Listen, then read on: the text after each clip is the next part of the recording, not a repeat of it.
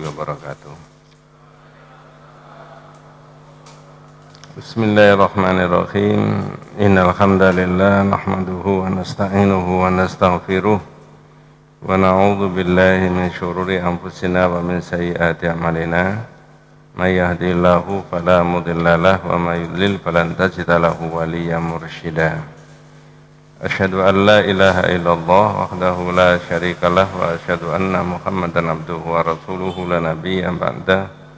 Allahumma shalli ala Muhammad wa ala ali Muhammad kama shallaita ala Ibrahim wa ala ali Ibrahim wa barik ala Muhammad wa ala ali Muhammad kama barakta ala Ibrahim wa ala ali Ibrahim fil alamin innaka Hamidum Majid. Amma ba'du. Bab 5 ad-du'a'u ila syahadati alla ilaha illallah.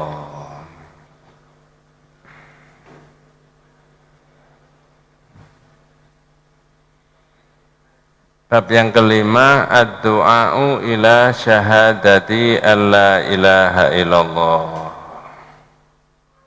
Ajakan atau berdakwah agar masyarakat itu melafalkan kalimat la ilaha illallah atau ajakan kepada tauhid, ya. Ajakan kepada tauhid. Memang misinya para nabi dan para rasul itu adalah dakwah ila tauhid. Dalam kitab yang sudah kita pelajari kemarin itu ada judul Marhalatun Nabi. Marhalatun Nabi itu adalah periodisasi dari Nabi Muhammad SAW. Jadi ada marhalatut tauhid, periode yang pertama itu periode tauhid. Kemudian yang kedua adalah marhalatul ukhuwah, yaitu persaudaraan. Dan yang ketiga al-istidad, yaitu persiapan menghadapi orang-orang kafir. Kemudian yang terakhir tahqiqun nasr, ada kemenangan yang diterima oleh Nabi Muhammad SAW. Masih kurang nyaman, Pak, ya, kurang fokus. Kemudian ad-da'watu ila tauhid, mengajak kepada tauhid itu seperti yang disebutkan dalam ayat ini, bab ini, yaitu pakai surat Yusuf ayat 108. Ayatnya, a'udzubillahi minasyaitonirrajim, bismillahirrahmanirrahim, kul hadhihi sabili ad'u ilallah ala basiratin ana wa manittaba'ani wa subhanallahi wa ma ana minal musyrikin. Ada terjemahnya, Pak? Monggo. Katakan Muhammad, ini adalah jalanku. At-tariqatul lati ana 'alaiha. Jalan yang saya menempuh di atas jalan itu.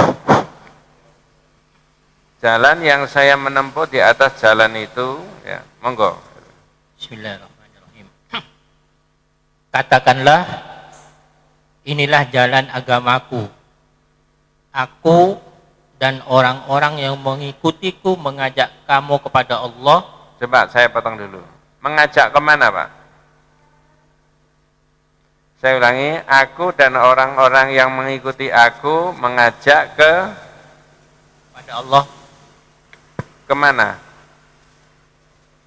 Ke jalan Allah. Jadi orang dakwah mengajak kepada tauhid itu mengajak ke jalan Allah.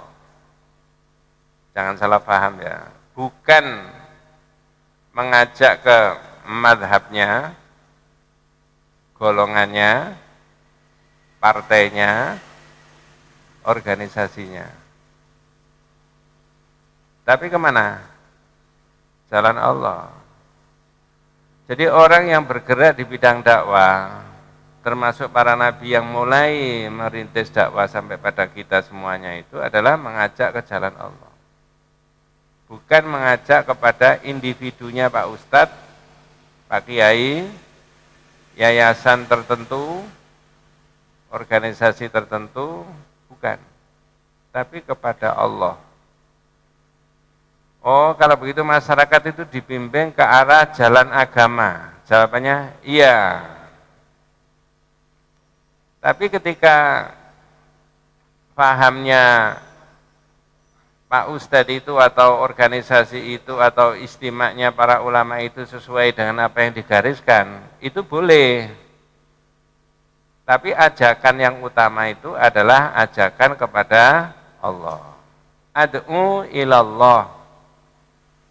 Bukan ad'u ila nafsi, kepada diri sendiri, atau ila al-hizb, atau kepada at-ta'ifah, kelompok tertentu, enggak. Nanti keliru kalau kita begitu. Nah, perkara orang itu kemudian pahamnya individu itu, atau pahamnya organisasi itu, atau pahamnya partai itu selaras dengan ini, itu enggak apa-apa. Tapi yang utama itu adalah mengajak ke jalan Allah, bukan jalan individunya Pak Kiai atau organisasi tertentu. Contoh kita ini miliknya Muhammadiyah ini, boleh. Muhammadiyah memfasilitasi. Ya, lalu para ustadz, para kiai mengajak ke jalan Allah. Oh, paham istihadnya di bidang akidah tauhid sama dengan istihadnya Muhammadiyah. Tidak apa-apa. Itu menguatkan organisasinya nantinya.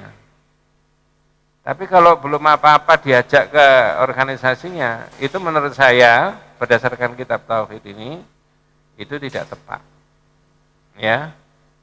Mungkin baru kali ini saya buka sekian lamanya itu karena kita mengulangi kitab ini dan sudah saya sampaikan di mana-mana.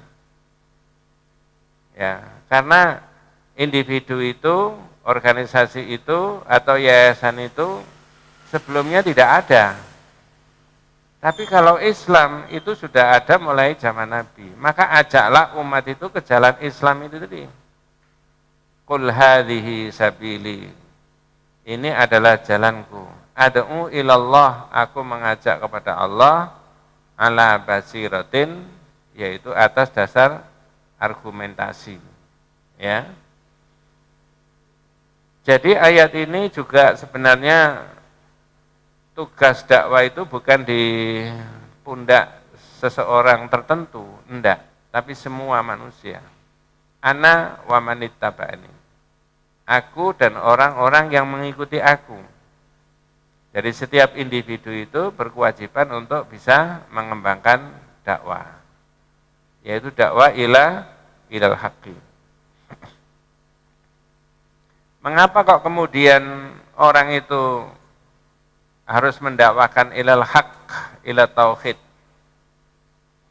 Li'anna an-nasa idza sakatu an bayanil haqqi, kalau orang itu mendiamkan, tidak menerangkan yang hak, tidak menerangkan tauhid, nanti yang terjadi wa aqarrul batila ala tuli zaman, lalu menetapkan adanya kebatilan, ya, yuqallibul haqqa batilan, ya, yuqallibul haqqu batilan wal batilu haqqan.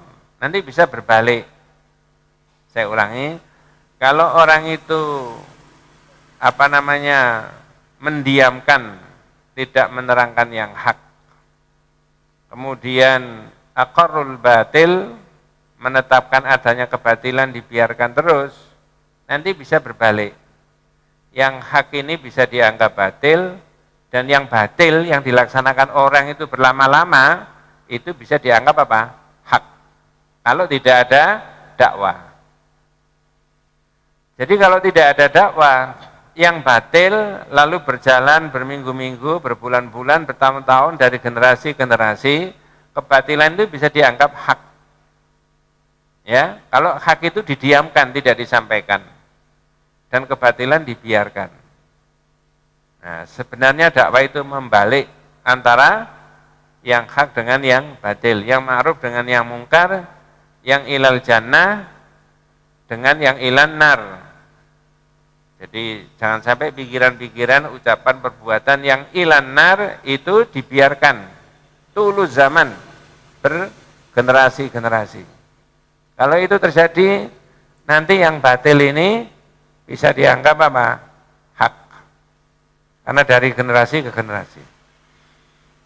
Maka argumentasinya orang-orang kafir zaman Nabi ketika diajak kepada jalan Islam, salah satu argumentasinya itu apa?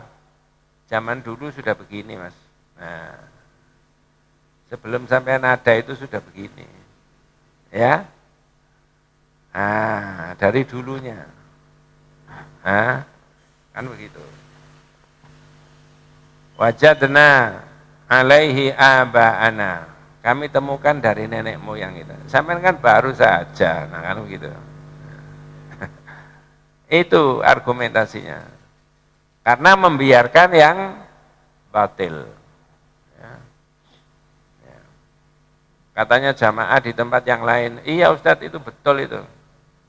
Sesaji itu tidak benar tapi dianggap benar karena sudah turun-temurun.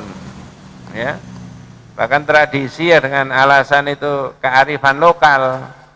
Kalau itu kearifan lokal itu kaitannya dengan kesyirikan. Ya. Lalu ada orang berargumentasi tetap berdakwah, tapi kearifan lokal ini jangan dibabat habis.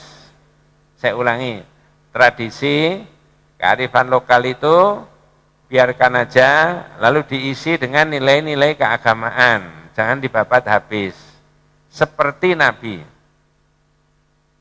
Seperti Nabi. Itu sebagian umat Islam argumentasi dakwanya begitu. Jadi kalau Nabi itu kan tidak membabat habis tradisi dan kearifan lokal itu. Contoh, zaman Nabi itu sudah ada namanya haji. Qoblal Islam, sebelum Islam itu sudah ada. Tapi zaman Rasulullah kemudian haji itu diapakan? Disempurnakan. Zaman qoblal Islam, sebelum Islam itu juga sudah ada. Sudah ada apa? Ada akikoh. Tapi zaman Nabi kemudian disempurnakan. Maka sekarang saya dakwanya seperti Nabi. Kalau ada tradisi, kearifan lokal kita biarkan, lalu kita isi dengan nilai-nilai keagamaan. Kalau ada orang punya pikiran begitu, jawaban sampean gimana? Oh iya, apa gitu kira-kira? Seperti Nabi. Jangan jawab begini, Mas, kalau Nabi melestarikan kearifan lokal atau tradisi yang sudah ada, itu boleh. Jangankan melestarikan yang sudah ada, menyempurnakan yang sudah ada. Membuat yang baru dari tidak ada menjadi ada, boleh nggak Nabi? Halo? Nabi maksudnya. Boleh toh? Saya ulangi. Nabi itu melestarikan tradisi atau menyempurnakan, diisi dengan gini-gini ditambahi. Itu kalau Nabi boleh. Jangankan begitu. Membuat dari sesuatu yang tidak ada menjadi ada, itu Nabi itu boleh. Mengapa? Karena Nabi itu sumber hukum. Jadi ucapannya Rasulullah, tindakannya Rasulullah itu bisa dipakai sebagai referensi hukum. Lah sampean itu bukan Nabi gitu loh. Iya, ngerti maksudnya Pak ya? Sampean itu bukan Nabi. Ya. Itu bahasa halusnya sampean bukan Nabi. Kalau bahasanya JTV, pojok kampung, nah itu beda. Bukan sampean. Tapi yang disebut itu ini, mukanya itu. Apa itu? Iya wis, tapi sampean terusno sendiri, jangan saya yang itu ya. Jadi li'anna nasa idza sakatu an bayanil haqqi, manusia itu kalau membiarkan, tidak menerangkan yang benar, ya, tidak membiarkan apa, mendiamkan, tidak menerangkan yang benar. Wa qaral batila ma'atuli zaman, lalu membiarkan kebatilan dengan waktu yang cukup lama, yuqallibu al-haqqu batilan. bisa ganti nanti. Yang hak ini dianggap apa? Batil. Ya. Karena yang hak itu didiamkan, tidak didakwakan. Ya. Tapi yang batil dilanjutkan. Nah, begitu maksudnya.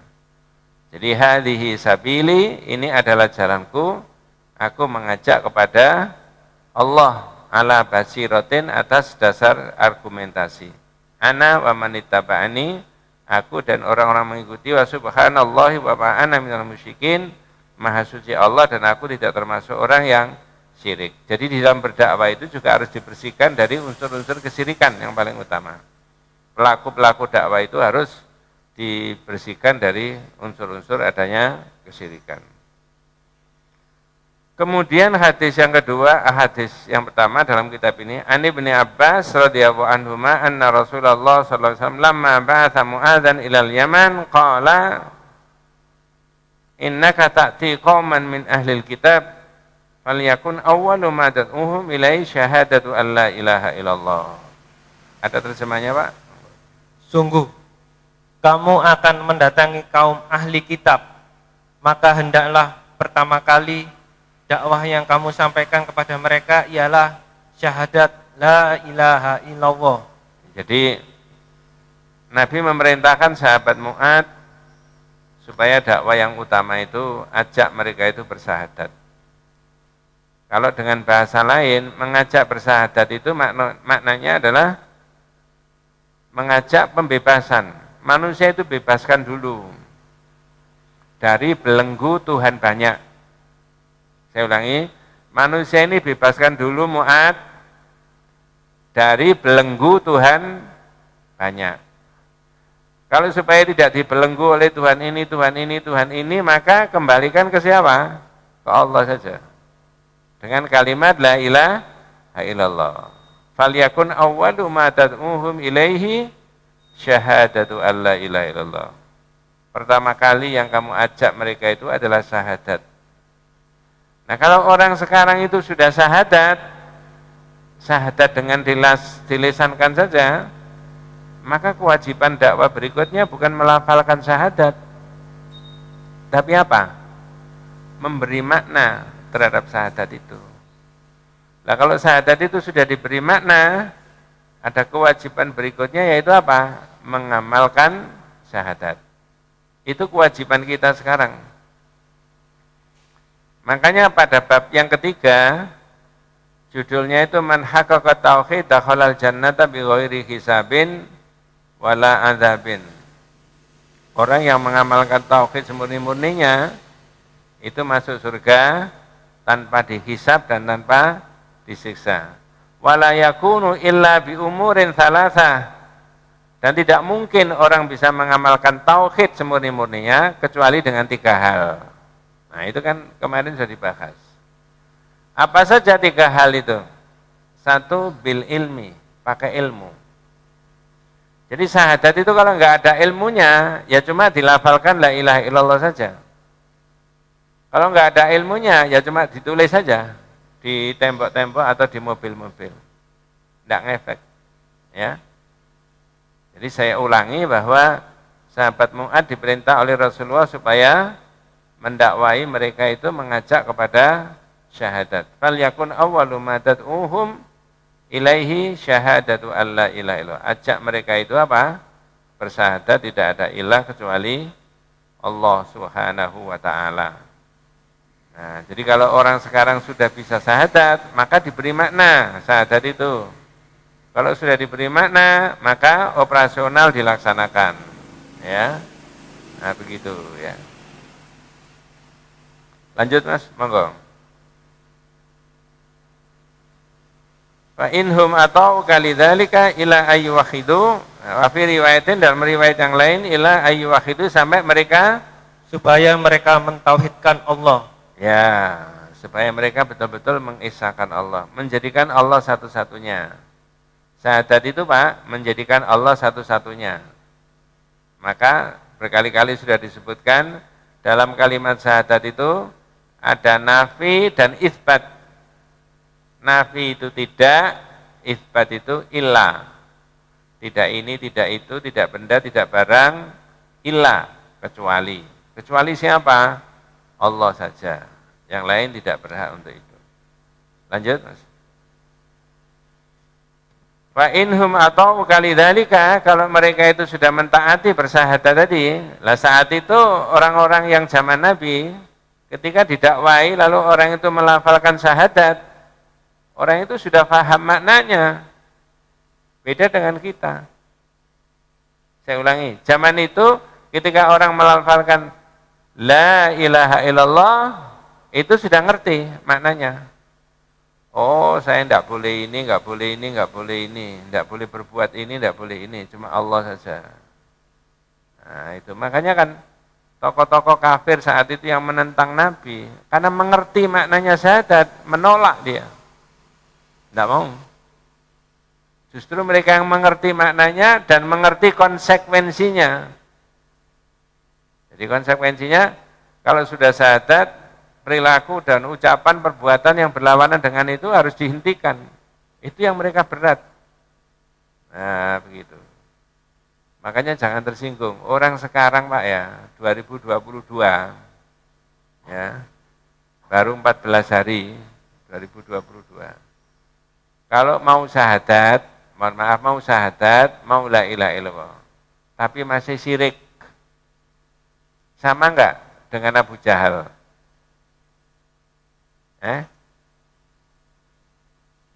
Saya ulangi, supaya enggak salah. Saya tidak bermaksud menjahal-jahal orang ya. Abu Jahal itu enggak mau muni la ilaha illallah. Ini lesannya enggak mau muni begitu. Mengapa? Ya mengerti maknanya syahadat itu. Dan konsekuensinya dia paham. Kalau saya sudah syahadat kan ini semuanya enggak boleh Pak. Iya, makanya aku enggak mau muni syahadat la ilaha illallah. Ini Abu Jahal. Orang sekarang 2022 lesannya mau muni la ilaha illallah tapi masih syirik. Sama enggak sama Abu Jahal tadi? Beda. Beda. Bedanya?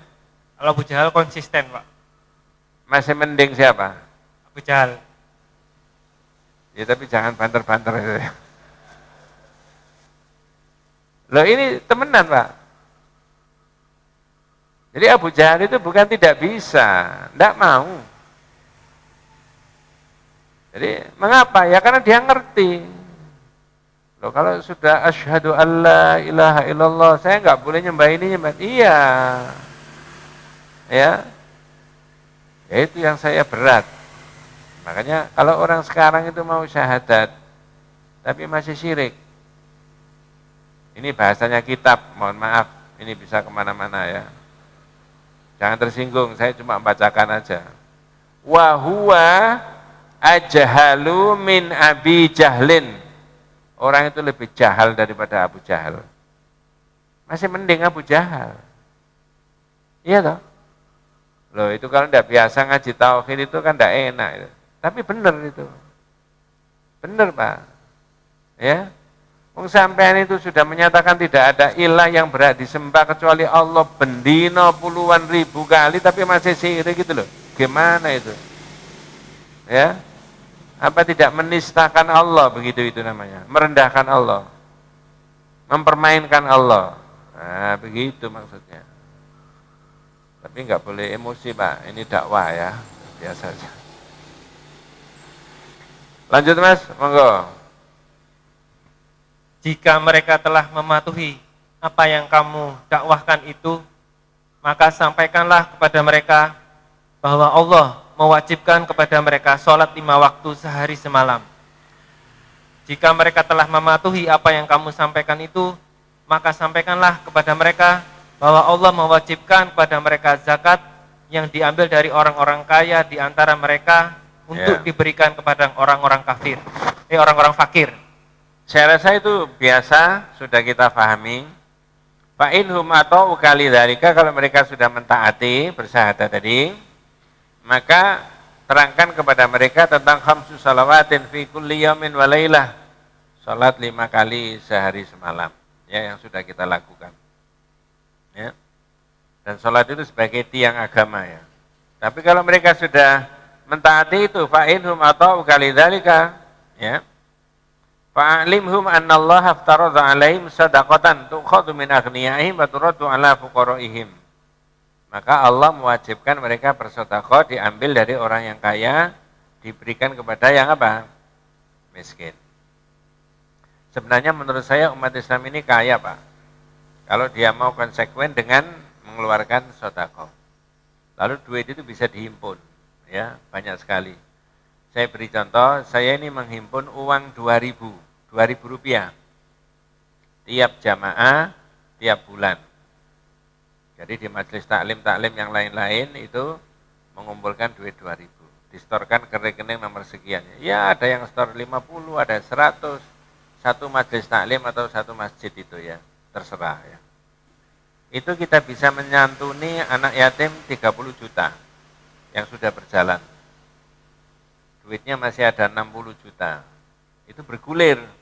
Saya dengan ibu-ibu dan bapak-bapak di Sidoarjo itu. Ya. Nah, itu. Jadi banyak sebenarnya. Sedekah itu jika dikumpulkan, potensinya umat Islam ini berat, banyak sekali. Makanya potensi ekonominya umat Islam ini banyak apa? Dilirik banyak orang. Ya, zakatnya, infaknya, lazisnya itu ya. Kemudian kemarin digulirkan pemerintah itu apalagi itu ya. Wakaf. Ya. Berikutnya Mas.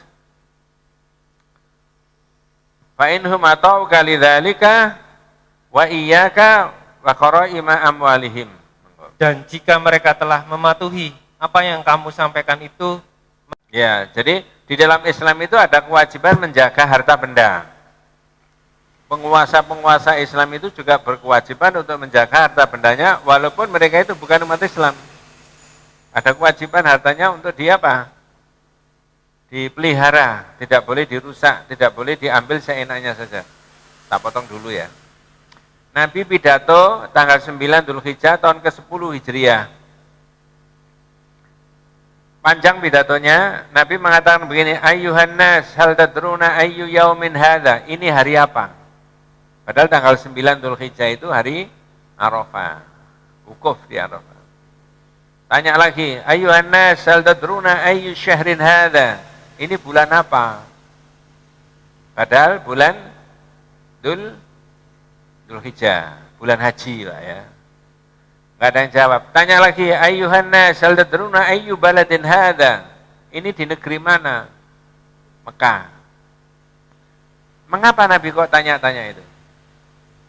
Karena ini persoalan penting, nah didahului dengan pertanyaan. Kemudian ada yang menjawab, al-yaumul haram ya Rasulullah, asy-syahrul haram ya Rasulullah, al-baladul haram ya Rasulullah. Nabi, ini adalah hari haram, bulan haram, dan di negeri yang haram. Kemudian Rasulullah menerangkan setelah itu, fa innallaha qad harrama 'alaikum dima'akum wa amwalakum wa a'radakum ka hurmati yaumikum hadza fi syahrikum hadza fi baladikum hadza. Sesungguhnya Allah mengharamkan darah sesamamu, harta benda sesamamu dan kehormatan sesamamu sebagaimana haramnya harimu ini, di bulanmu ini dan di negerimu ini. Jadi di dalam Islam itu, konsep Islam itu memang orang tidak boleh mengambil haknya orang lain walaupun orang itu bukan orang Islam. Tidak boleh seenaknya. Maka di situ diterangkan wa iyyaka wa qaraima amwalihim wattaqi da'watal mazlum. Takutlah kamu kepada doanya orang yang diperlakukan tidak adil, dizalimi. Fa innahu laisa bainaha wa bainallahi hijabun. Karena doanya orang dizalimi, diperlakukan tidak adil itu tidak ada batas antara dia sama siapa? Allah Subhanahu wa taala. Itu dipenuhi sama Allah doa itu. Maka kezaliman itu tidak boleh terjadi di antara umat Islam ya. Kezaliman itu dalam kitab tauhid ada 3, kapan hari sudah dibahas. 1, mendolimi Allah. Maksudnya apa mendolimi Allah? Haknya Allah tidak diberikan. Hak apa itu? Hak untuk ibadahi. Diarahkan kepada benda, barang, manusia, ya, atasannya dan sebagainya. Yang kedua adalah menzolimi manusia. Haknya manusia dirampas. Yang paling prinsip haknya manusia itu hak apa? Hidup. Yang memberikan manusia hak hidup itu siapa? Allah. Itu orang Islam tok atau seluruh manusia? Seluruh manusia. Ya. Maka kewajiban masyarakat, kewajiban bangsa, kewajiban negara memelihara hak hidupnya manusia. Itu prinsip dalam Islam, ya. Tidak boleh diambil paksa hak hidupnya manusia. Dengan bahasa lain, tidak boleh manusia yang lain tanpa dosa, tanpa salah lalu dibunuh. Itu kejahatan luar biasa terhadap kemanusiaan. Jadi hadis ini rawahul Bukhari Muslim menerangkan bahwa dakwah yang utama dan pertama kali itu adalah mengenai apa? Syahadat. Ya. Nah, sekarang yang menarik hadis yang terakhir ini. Ya, semuanya hadis menarik, tapi ini perlu ada pemikiran dari kita. Ya. Hadis yang terakhir ini riwayat Imam Al-Bukhari Muslim juga itu ya. Walahuma an Sahli bin Sa'ad, dari Sahal bin Sa'ad,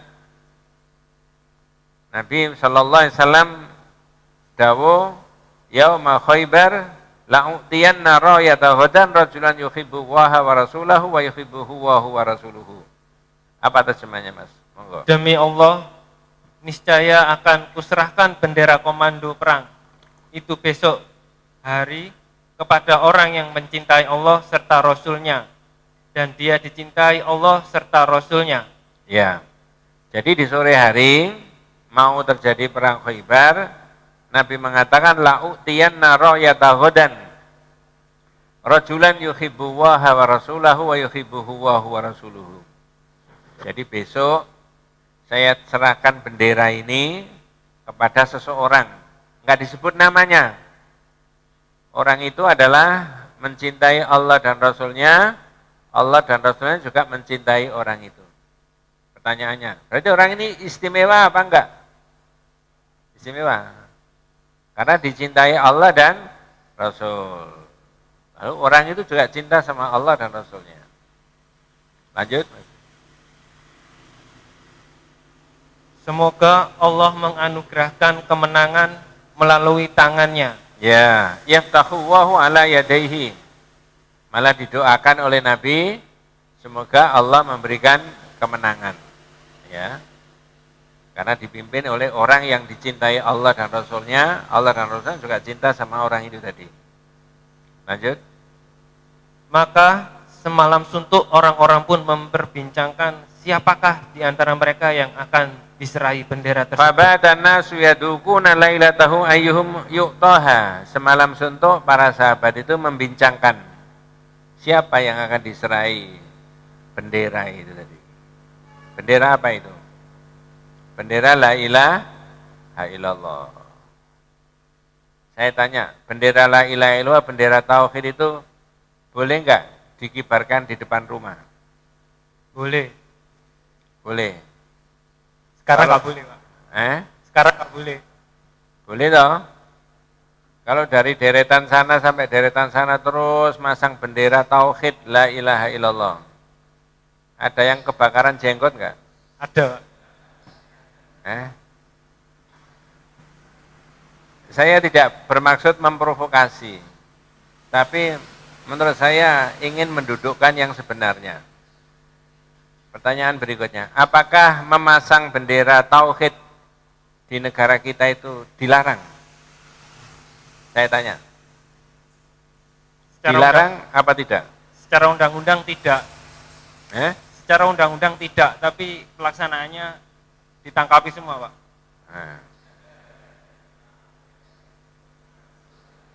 Loh, ini serius, Pak. Orang Islam syahadatnya la ilaha illallah, ditulis di mobil boleh, ditulis di masjid boleh, ribuan mobil ditulis la ilaha illallah juga boleh, sekarang ditulis di kain, dikasih tiang, itu bendera tauhid. Boleh enggak? Ya, ada larangan. Yang ada larangan itu adalah memasang bendera PKI. Ya toh? Bendera tauhid ada larangan? Tidak ada. Kalau panjenengan di sini itu saya, kalau ada orang yang upload di YouTube itu sudah puluhan kali saya ngomong gitu itu. Tolong saya ditunjukkan, larangannya mana? Coba. Kok umat Islam mau dijauhkan dari simbol-simbol keagamaannya itu gimana itu? Kalau tidak kita yang memberi pengertian siapa? Ya. Ini bukan pikiran radikal, enggak biasa. Justru tauhid itu membawa rahmatan lil alamin, kebaikan. Prinsip-prinsip sudah disebutkan tadi dakwanya Nabi tadi.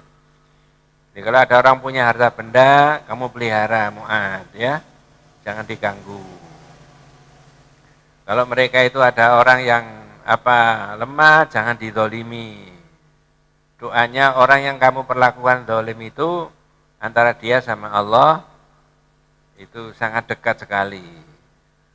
Nah, baru dilanjutkan hadis ini. Benderanya Nabi, bendera la ilaha illallah, besok akan diserahkan kepada seseorang, yang seseorang itu cinta sama Allah dan Rasulnya, Allah dan Rasulnya juga cinta sama orang itu. Tapi pada pagi hari, para sahabat semuanya mendatangi rumahnya Rasulullah, kulluhum yarju ayyutoha. Masing-masing orang berharap untuk diserahi bendera tadi. Jadi sahabat itu rebutan mau. Kalau kita rebutan tidak mau. Kata yang sepuh-sepuh, ojo aku wis tuwa, sing nom-nom ae, kan begitu kan? Ya. Jare sing nom-nom, oh jangan saya Pak, saya ini belum berpengalaman, kan begitu kan? Ya. Nah, ini sahabat mau diserahi Rasulullah, apalagi didoakan, kesempatan, saya harus rebut. Kulluhum yarju ayyutoha. Masing-masing orang yang datang ke rumahnya Nabi itu berharap untuk diserahi bendera tadi. Lanjut Mas, monggo. Lalu bersabdalah beliau, di mana Ali bin Abi Thalib? Nah, sekarang saya tanya, para sahabat itu semuanya datang ke rumahnya Rasulullah, tiba-tiba Rasulullah keluar, Rasulullah tanyanya begini, Aina Ali bin Abi Thalib? Mana Ali kok tidak kelihatan? Berarti orang dimaksud siapa? Ali bin Ali. Ali datang enggak di situ? Enggak. Kalau datang tidak tanya Nabi, Aina Ali bin Abi Thalib? Mana Ali kok tidak datang? Ada yang memberi informasi, monggo. Kemudian dijawab, dia sakit kedua belah matanya. Ya. Huwa yashtaki ainaihi ya Rasulullah. Perhatikan Pak. Apa yang dilakukan oleh sahabat ketika tahu Ali itu sakit? Monggo. Mereka pun mengutus seorang utusan kepadanya dan didatangkanlah dia. Itu bukan Nabi yang memerintahkan. Nabi cuma tanya gini, Aina Ali bin Abi Thalib? Mana Ali kok tidak kelihatan? Ada sahabat yang bilang, Huwa yashtaki ainaihi ya Rasulullah. Nabi Ali itu sakit matanya. Lalu para sahabat punya prakarsa, Ali itu dicari, didatangkan di situ. Fa'ursilu fa'utiya bihi. Lalu Ali dicari, didatangkan di situ. Sekarang saya tanya, ini 1, 2, 3, 4, sekian banyak orang. Semuanya harus bisa menjawab. Ini penting, Pak. Sepeda. Beda. Pertanyaannya begini, mengapa sahabat kok begitu sikapnya kepada Nabi? Begitu Nabi tanya, mana Ali kok tidak kelihatan? Ada yang bilang sakit Nabi. Lalu sahabat langsung mencari Ali, didatangkan situ. Mengapa kok begitu? Padahal tadi semuanya itu berharap untuk ditunjukkan. Mudah-mudahan saya kan begitu ya. Ya. Kulluhum yarju ayyutoha. Masing-masing berharap untuk diserahi bendera. Tapi begitu dilihat Ali enggak ada. Ali sakit. Sahabat berusaha mendatangkan Ali ke situ, dicari. Kok tidak ada yang begini? saya saja Nabi. Ali sakit, kasihan. Kalau udah begitu ini saja, Umar ini. Mengapa kok begitu? Ini prinsip di dalam beragama. Jawabannya gampang. Inilah sahabat. Tidak berani satu kata pun mendahului lisannya Nabi. Ini yang penting. Ya, saya ulangi. Inilah sahabat tidak berani satu kata pun mendahului Nabi. Ya. Ya sudah, Nabi bilang gitu kok. Cari Ali datangkan sini.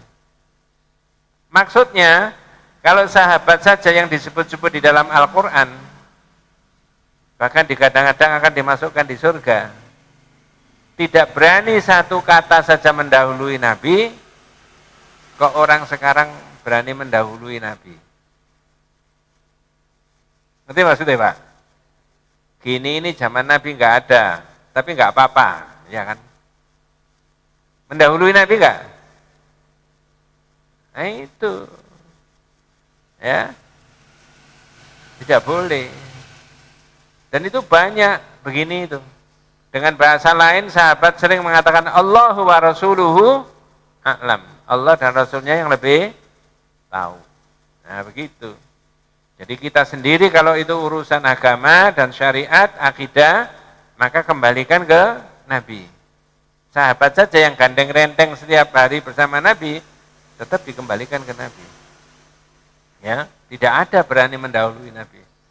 Kok orang sekarang dengan gagahnya mengatakan dengan PD-nya, ini enggak ada tapi enggak apa-apa, gini aja kok. Nah, itu ya.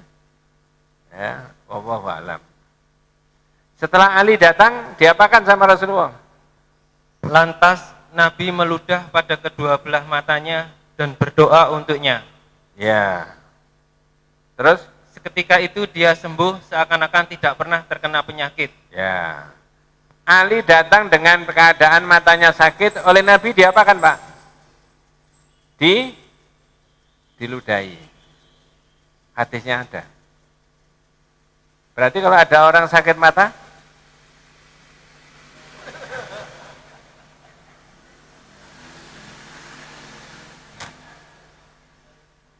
ya, besok hari Ahad atau hari Senin, putranya panjenengan pagi-pagi matanya nggak bisa melek. Ya, motor saya itu tidak bisa. Sini, wingi Sabtu ngaji tauhid. Ono hadise, Nabi itu tahu ngidoni motone Ali waras. Kene ta idonane. Nah, boleh, Pak?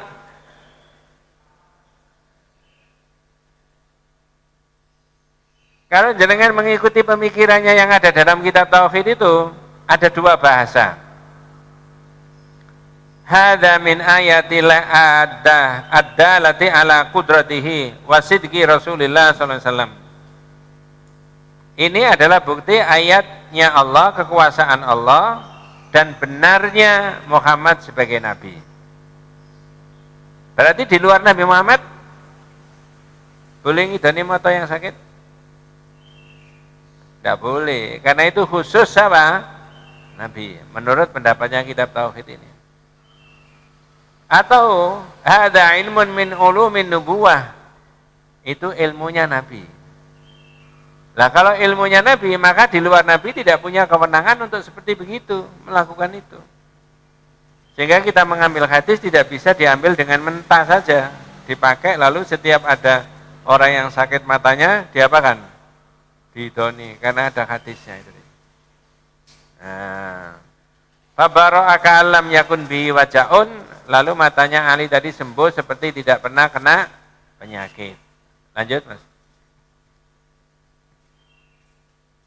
Lalu Rasulullah menyerahkan kepadanya bendera dan bersabda, Ya, lanjut. melangkahlah ke depan dengan tenang sampai kamu tiba di tempat mereka. Unfut ala rijlika hatta tanzila bisahatihim. Terus? Kemudian ajaklah mereka kepada Islam. Tsumma du'uhum ilal Islam, ajaklah mereka kepada Islam. Dan sampaikanlah kepada mereka hak Allah Subhanahu wa taala. Wa akhbirhum bima yajibu alaihim min haqqillahi ta'ala fihi. Ya, ini yang bolak-balik diterangkan terangkan tentang haknya Allah, yaitu hak untuk diibadahi. Berarti Ali juga mendapat perintah dari Nabi supaya menerangkan akidah tauhid.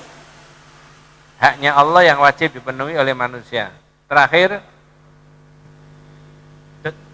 dalam Islam yang wajib mereka laksanakan. ya, Demi terakhir, Allah, bila Allah memberi petunjuk satu orang lewat dirimu, benar-benar hal itu lebih baik berharga bagimu daripada unta-unta merah. ya, saya ulangi. Wallahi ya Ali, la ayyahdiyallahu bika rajulan wahidan khairun laka min khumrin na'am. Demi Allah, kalau ada satu orang saja diberi hidayah oleh Allah atas usahamu itu tadi berdakwah, kamu dapat pahala senilai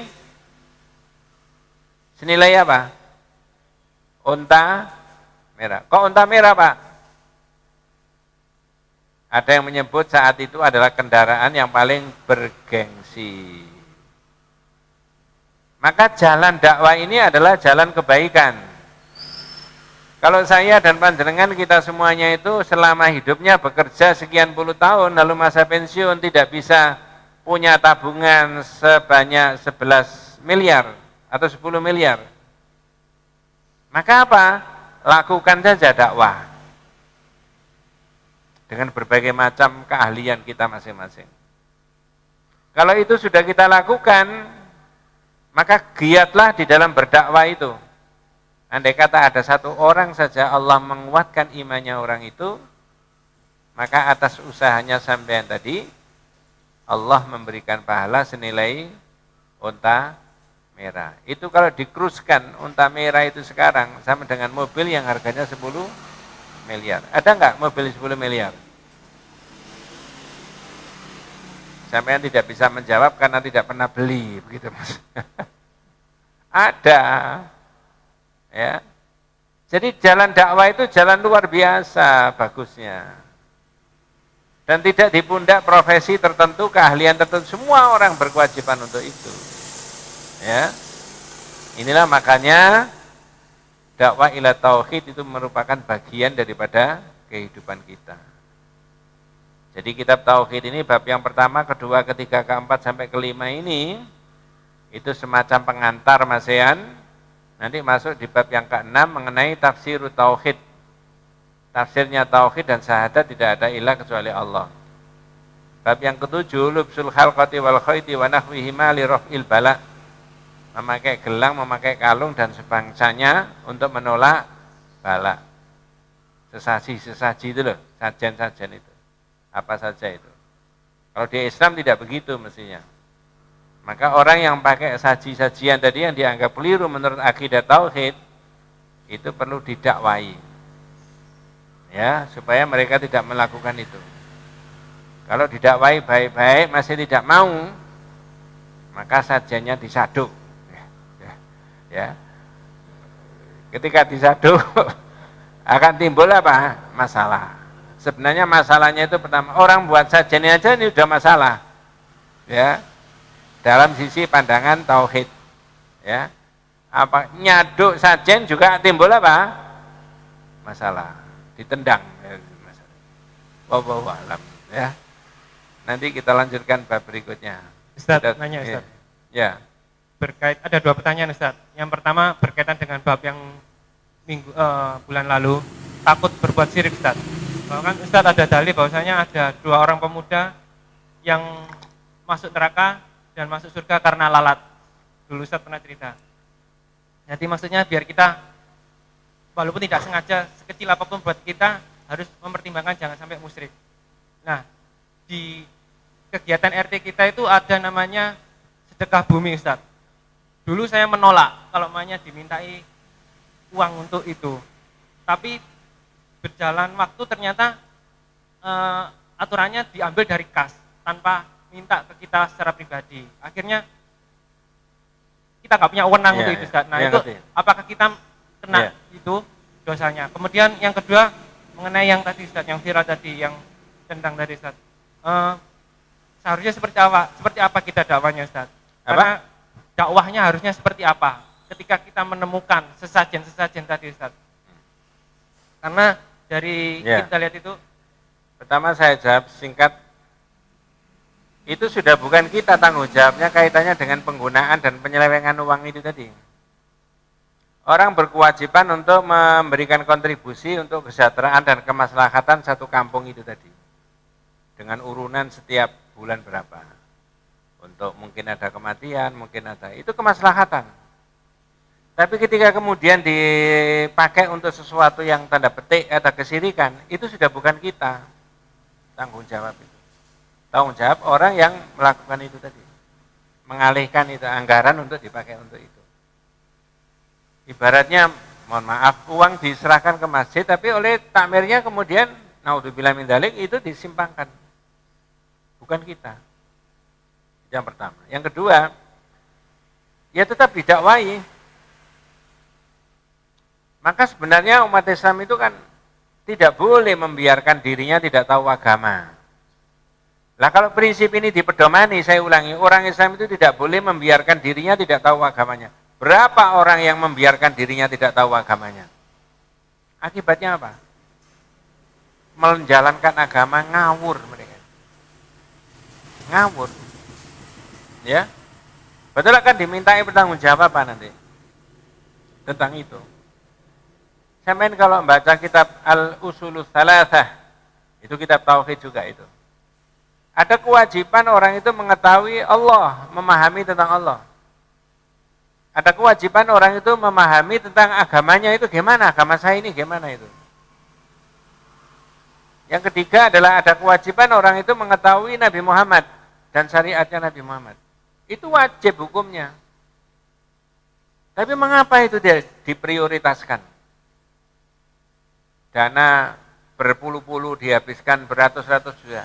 Bukan untuk yang 3 hal tadi. Bukan untuk yang saya harus mengetahui Allah dan bagaimana caranya saya beribadah dengan Allah. Bukan untuk mengetahui agama. Jadi saya rasa tetap didakwai kalau ada situasi masyarakat begitu dan kita sendiri harus memberikan apa? Contoh. Paling tidak masyarakat itu disadarkan bahwa tidak bolehlah masyarakat itu membiarkan dirinya tidak tahu agama. Itu. Ya. Bil hikmah itu bukan maksudnya biarkan saja kesirikan, kita isi dengan ini nanti lama-lama akan hilang. Tidak bisa. Itu namanya iltibasul haqqi bil batil. Mencampur adukan antara yang hak dengan yang batil. Ya terangkan ini batil itu. Tidak boleh. Ya begitu. Wallahu a'lam. Ya. Oke, terakhir.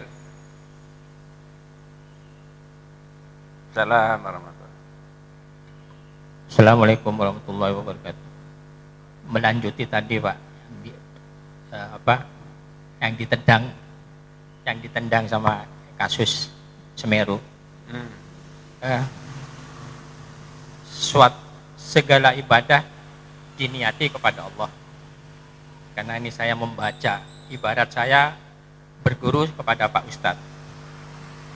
Ketika saya mengadakan ibadah kepada Allah, maka ada itu yang namanya sesajen itu. Kalau di sinilah kendurian itu ibaratnya kendurian, tas yang ada isi makanannya.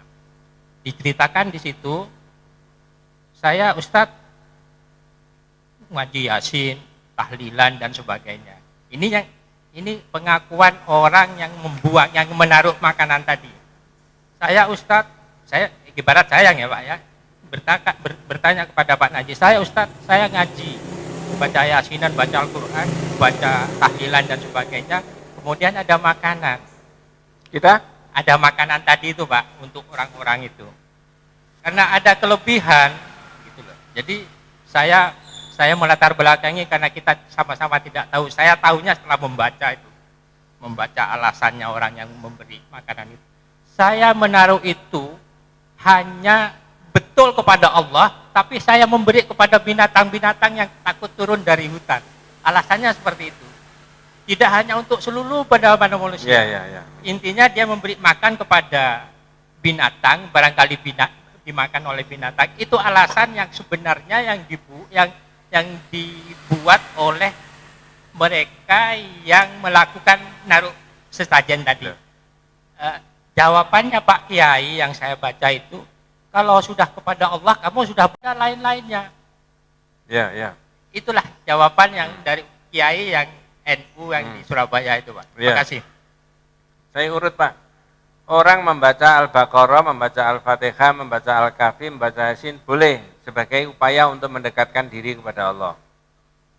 Ketika orang itu sak kampung itu menunjukkan kesolehan, keunikan masing-masing, yang ini ahli baca Quran, yang ini ahli sholat, yang ini ahli sedekah, maka kesolehan komunal satu masyarakat itu bisa ditunjukkan kepada Allah, memohon agar tidak terjadi musibah. Boleh. Satu. Dua, orang memberi makan binatang atau apa saja yang ada di situ juga boleh. Di sini biasanya ada monyet-monyet, maka yang jadi masalah adalah kenapa kok momen-momen tertentu orang membaca ayat itu, membaca hadis. Yang kedua, mengapa kok momen-momen tertentu orang itu memberi binatang, kok tidak rutinitas setiap hari atau setiap minggu atau setiap bulan. Kalau itu kemudian ada momen-momen tertentu, waktu-waktu tertentu, niat-niat tertentu, ini patut diduga bahwa itu adalah bagian daripada menyamai sunnah, padahal sunnahnya tidak begitu. Sunnahnya baca ayat ini, baca itu kapan saja boleh. Tetapi sampai kombinasi pada momen tertentu inilah yang kemudian menimbulkan seolah-olah ini adalah bagian daripada sunnah, padahal tidak. Iya, paham. Paham. Ya, paham. Saya mengerti. Jangan-jangan itu kemudian dalihnya setan saja mengalihkan supaya ritual itu dianggap tidak salah, kan begitu. Ya. Tapi kan mengapa tidak dilakukan dengan harian, mingguan, bulanan dan sebagainya? Kok hanya ketika ada itu saja?